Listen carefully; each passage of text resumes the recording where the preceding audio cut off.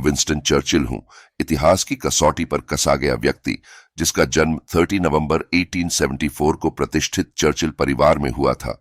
छोटी उम्र से ही मैं ब्रिटिश कुलीनता की परंपराओं में डूबा हुआ था, लेकिन मेरे जीवन में एक विद्रोही भावना और रोमांच की कभी न बुझने वाली प्यास थी।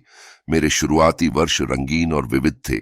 मैं एक युवा पत्रकार के रूप में युद्ध क्षेत्रों से रिपोर्टिंग करते हुए ब्रिटिश सेना में शामिल हो गया और अंततः 25 साल की उम्र में संसद सदस्य बनकर राजनीति में प्रवेश किया।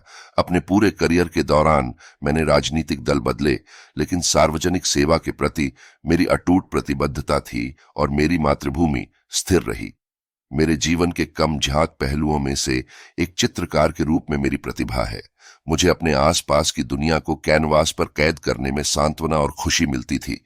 मैं अक्सर चिंतन के क्षणों में अपने चित्र फलक पर वापस आ जाता था। मेरी पेंटिंग्स, हालांकि मेरे जीवन काल के दौरान व्यापक रूप से मान्यता प्राप्त नहीं थीं, उन्होंने एक रचनात्मक आउटलेट के रूप में काम किया जो राजनीति और युद्धकालीन नेतृत्व की कठोरता को संतुलन प्रदान करता था।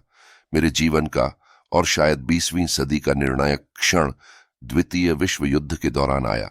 1940 में यूनाइटेड किंगडम के प्रधानमंत्री के रूप में मुझे नाजी जर्मनी के हमले के खिलाफ अपने देश का नेतृत्व करने की कठिन चुनौती का सामना करना पड़ा।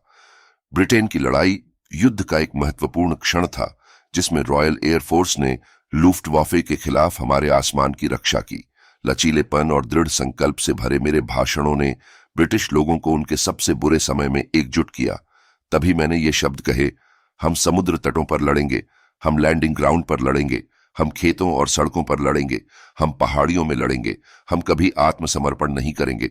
मेरी सबसे महत्वपूर्ण उपलब्धियों में से एक संयुक्त राज्य अमेरिका और सोवियत संघ के साथ बिग थ्री का गठन करते हुए एक मजबूत गठबंधन को बढ़ावा देना था। साथ मिलकर हमने नाजी जर्मनी की हार की योजना बनाई, लोकतांत्रिक मूल्यों के संरक्षण और अत्याचार पर स्वतंत्रता की जीत सुनिश्चित की।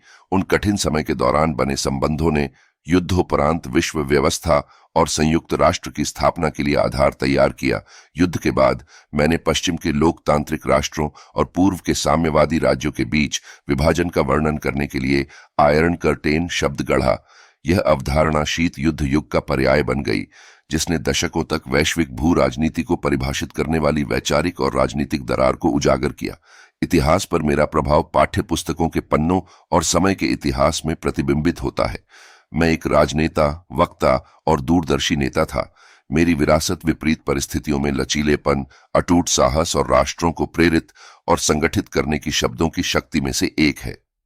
अंत में मेरा जीवन ब्रिटिश लोगों और सहयोगियों की अदम्य भावना का एक प्रमाण था, जो अत्याचार के सामने कंधे से कंधा मिलाकर खड़े थे। जैसा कि मैंने एक बार कहा था, सफलता अंतिम नहीं है, विफलता घातक नहीं है, जारी रखने का साहस ही मायने रखता है। हम सभी को अपनी चुनौतियों का सामना करने और भावी पीढ़ियों के लिए एक बेहतर दुनिया बनाने का साहस मिले।